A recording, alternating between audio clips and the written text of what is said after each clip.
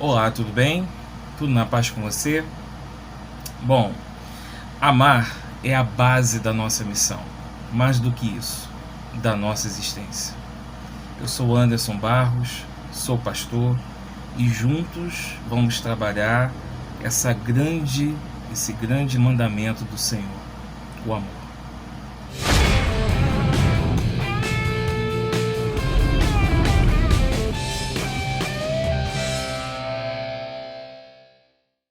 O grande mandamento do Senhor é o amor.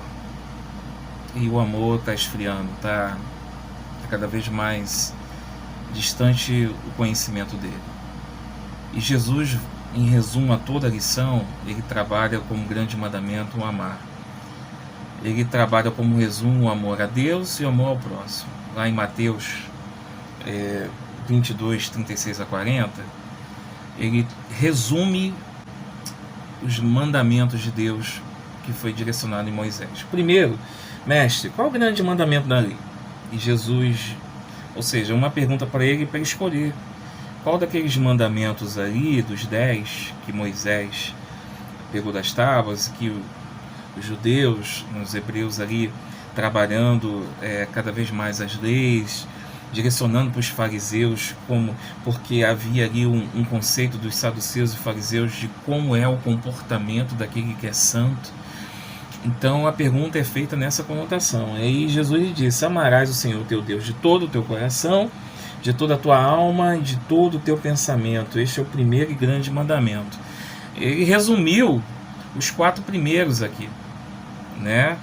Os 4 primeiros mandamentos, a gente vai ver aqui de novo quais são os 10, Jesus resumiu. Aí depois ele fala, né? E o segundo semelhante a este é: amarás o teu próximo como a ti mesmo. Desses 2 mandamentos depende toda a lei e os profetas. Então ele resume todos os demais 6 mandamentos, que é relacionado ao ser humano. E não tem como cumprir os outros 6 se não cumprir primeiro os 4. E para muita gente os mandamentos do Senhor são pesados, são penosos. E Jesus está falando aqui que ele veio realmente para trazer leveza. Ele está resumindo que tudo aquilo que se resume em obrigação e lei diante dos judeus, na verdade é um ato que deve ser feito de amor. E é a base de tudo, dos profetas, da lei que ele está falando aqui, que é exatamente da Torá, né? De tudo que eles colocam como mais importante em toda a vida. Não adianta, qualquer coisa só vai ser extremamente importante, útil e não fútil. Até as coisas mais importantes podem se tornar fúteis. E a sua utilidade está na sua essência. Então ele está falando que a essência de tudo é o amor. Alguns conceitos importantes que precisa tirar aqui para a nossa lição. Primeiro, que os 10 mandamentos também são conhecidos como decálogo. É só por curiosidade, que é o conjunto de 10 normas ou princípios, né? Então esse decálogo ele também é conhecido, ele é como a sua essência, um propedêutico, ou seja, é algo que prepara, que introduz, que é uma base, que norteia. Até mesmo faculdade de Direito e outros direcionamentos que você vai ver de curso, você vai ver que há uma base, há um conceito nas leis humanas, todas elas, tanto na norma ética, na parte ética, como na moral, naquilo que é comportamento com o outro, e naquilo que é aceitável ou não como ser humano, vem como base o decálogo de Deus, os 10 mandamentos, tá? Uma outra palavra que é importante é revogar, que significa cancelar, né? A gente está vivendo aí um momento dos cancelamentos, né? Onde o ser humano ele é fortíssimo na rede social e como pessoalmente ele é fraco, frágil. Estava vendo um vídeo desses aí de um cachorro, quando abriu o portão e estava com outro cachorro, ele era quietinho, mansinho. Quando fechava o portão, começava a latir feroz. Somos nós diante das redes sociais. Cancelamos as pessoas, anulamos as pessoas, porém não sabemos mais que o julgamento que fazemos ao outro é direcionado a nós também. Mas enfim, não é essa a lição. Cancelar ou anular o efeito. É importante, ou abolir, tá? É importante guardar essa palavra e o significado. lembrar rapidamente que os 10 mandamentos, os 4 primeiros: não terás outros deuses diante de mim, ou seja, um Deus exclusivo, relacional, direcionado. Não farás imagem de escultura, porque aquilo dali é falso, aquilo dali não é real, aquilo dali não tem poder. Não farás o nome de Deus em vão. Não pode ser em vão, porque a nossa relação não é em vão. Então você me conhece, Deus falando, né? Você me conhece por completo, você racionar, porque eu me revelo a você. Então você sabe o que vem de mim, o que não vem. Então não adianta, né, você lançar sobre mim aquilo pelo qual de mim não veio. Lembra do sábado, e a palavra no original é sabat. Sabat é descanso. Então não necessariamente o sábado, mas nós cristãos direcionamos o domingo por uma questão puramente da ressurreição de Cristo. É mais uma forma de direcionar o Evangelho, mas a importância do sabat, que é guardar-se para Deus, um descanso, né, direcionar para Ele a sua vida, adoração, e servir ao outro em nome dEle, é extremamente importante. Então, esses 4 primeiros estão direcionados a Deus, e os outros demais: honra teu pai e tua mãe, não matarás, não adulterarás, não roubarás, não mentirás, não cobiçarás, estão voltados a teu comportamento com o ser humano, com o outro. E se a gente parar para pensar, os 10, o decálogo, ele não está sendo aplicado nessa geração. Na verdade, na sua totalidade como humanidade, eu não tenho como precisar, a gente não existe a possibilidade de precisar qual a porcentagem que procura observar de fato. A gente não pode nem pegar a porcentagem de cristãos e falar: esses seguem os 10 mandamentos, ou pelo menos tentam, porque isso é muito pessoal, isso é muito direcionado à própria pessoa. Por isso que o Evangelho é pessoal, não é coletivo. Deus não se manifesta e nem se move através do coletivo. Ele trabalha com um indivíduo, e o indivíduo é tratado dessa forma. É lógico que essas leis foram base para os levíticos, por exemplo, que era leis direcionada ao povo no deserto, né? Não comer carne de porco, não tinha como preparar, a mulher no seu fluxo de sangue, ou seja, naquele momento oportuno da mulher, ela se resguardar diante do seu marido, das pessoas. Então, tudo isso era um direcionamento de comportamento no deserto e coletivo, né? Como me comportar diante de todo. Mas aqui, além de comportar com o outro, mas qual é a tua essência diante do outro e diante de Deus? É isso que significa os 10 mandamentos. Então, trabalhando aqui alguns textos importantes para a lição, em 1 João 5,3 vai falar assim: porque nisto consiste o amor de Deus, obedecer os seus mandamentos. Ok, obediência. E os seus mandamentos não são pesados. Então, como que eu vou obedecer e isso não ser pesado para mim?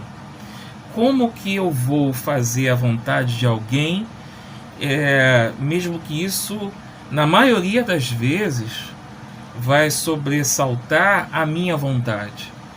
Então, e isso não vai ser pesado, não vai ser um peso de uma obrigação. Como os fariseus, por exemplo, é impressionante que a santidade dos fariseus é uma santidade que muitos hoje direcionam e pregam, e a culpa do peso do pecado, do erro que o coletivo vem sobre o indivíduo hoje é muito forte, exatamente por causa desse conceito que se colocou na vida. Eu não sei até que ponto nós alimentamos isso, mas de que nós somos perfeitos, que temos total condição de santidade, não no sentido de tentar se separar para Deus, mas sim ser tão poderoso quanto Deus, quase que um Deus na terra. E aí a humanidade que espera com expectativa em nós, vai olhar para nós daquilo que a gente cria de expectativa neles. Então, quando a gente coloca uma expectativa de semideuses, de uma prática comportamental totalmente direcionada à perfeição, o que acaba acontecendo? A exigência sobre nós, que somos pecadores e falhamos é muito grande. Então se torna um peso, uma carga muito pesada ser perfeito. Você acaba não aceitando os seus erros, você não se conhece, não aceita o erro do outro, então o teu erro pode ser até perdoado, mas do outro, então, meu Deus do céu, não pode.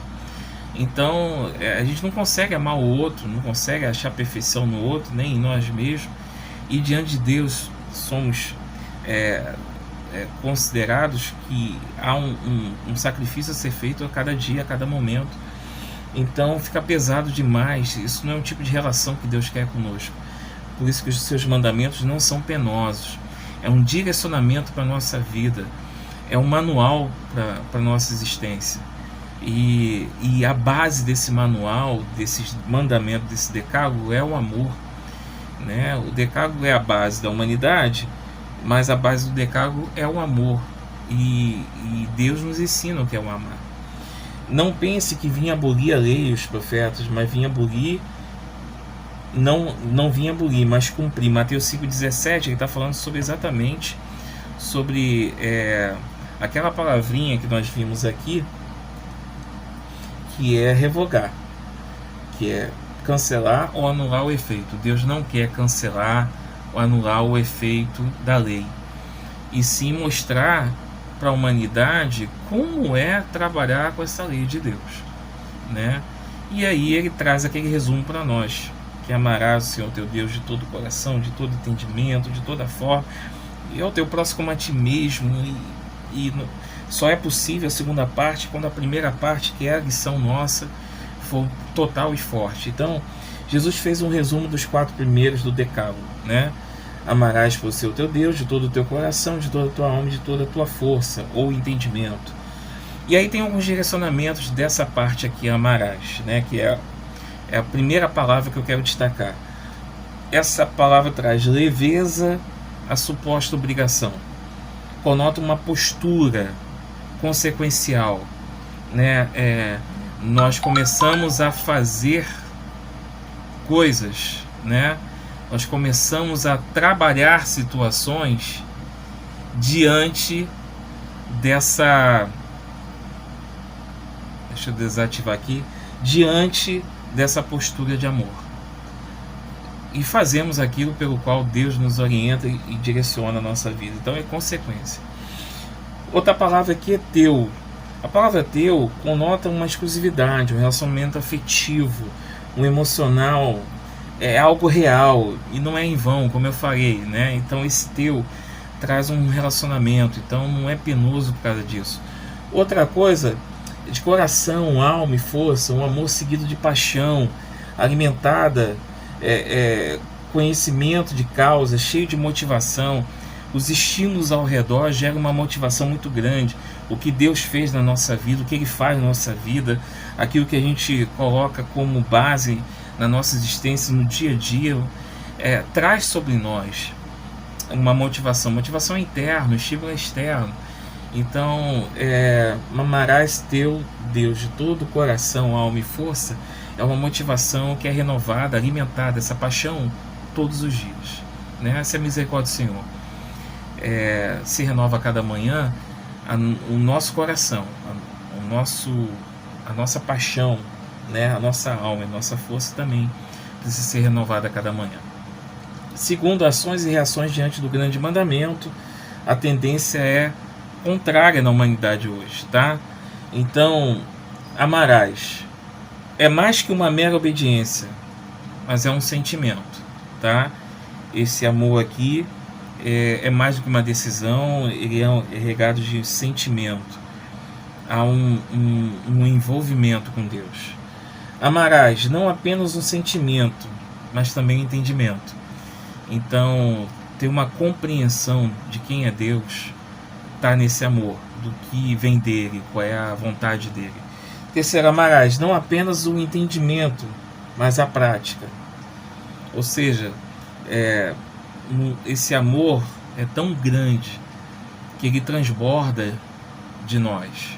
Então, sentimento, entendimento e prática é a base de tudo para trazer uma leveza nesse amor com Deus. Terceiro, o amor nos traz de volta a Deus. Amar não pode ser pesado, como eu estou falando aqui sempre, né? E o amor nos traz de volta a Deus. É impossível conhecer o Senhor cuja base é o ódio, o rancor e vingança, como a gente está vendo hoje. É impossível. O amor está esfriando porque não temos como base, né, aquilo que Deus direciona como um princípio de tudo. É tê-lo como o Senhor Deus exclusivo, ter uma relação com Ele de fato, conversar com Ele e não apenas nos momentos de dor. Existe uma ação humana de adaptação das escrituras à cultura. Hoje nós estamos vendo um esforço sobrenatural do crente moderno de adaptar a Bíblia à cultura atual, as coisas, e aqui as coisas não são bem assim. E na verdade, a cultura humana está ante Deus. Isso leva ao esfriamento e afastamento da base que é o amor.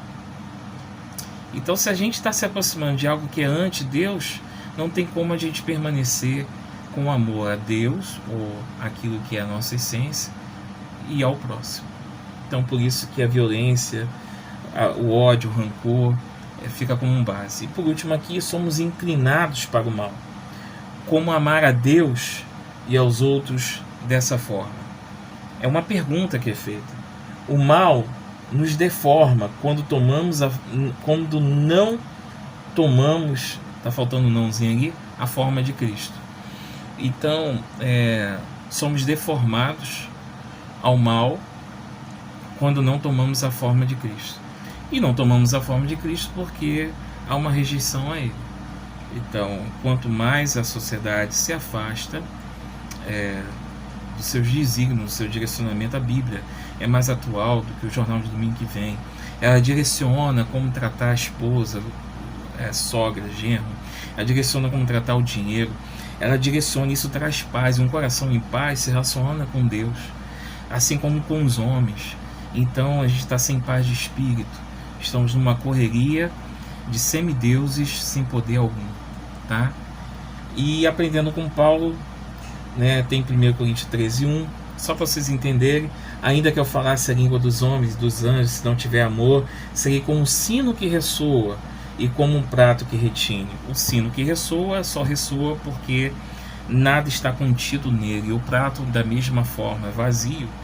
Ainda que eu tenha o dom de profecia e saiba todos os mistérios de todo conhecimento e tenha uma fé capaz de mover montanhas, mas não tiver amor, nada serei. Não adianta eu ser fervoroso, mostrar uma religiosidade, mostrar um monte de coisa, mas se eu não tiver amor, tudo isso é totalmente em vão. Ainda que eu dê aos pobres tudo o que possuo, entregue o meu corpo para ser queimado, mas não tiver amor, nada disso me valerá. Eu posso ser um mártir de uma causa, morrer, direcionar para uma causa. Se essa causa foi feita para que o meu nome se glorie por qualquer outro motivo, e não for o amor, não adiantou. O amor é paciente, o amor é bondoso, não inveja, não se vangloria, não se orgulha. Ou seja, ele não está a forma humana. Nós somos a imago Dei, a imagem e semelhança de Deus, e não a imagem e semelhança dessa geração, ou do pecado, do erro, ou da inclinação do mal. Não somos a imagem e semelhança do mal, somos a imagem e semelhança do Deus que é bom. E para fechar, que o Senhor lhe abençoe e que você não esfrie o seu amor. Que Deus te abençoe.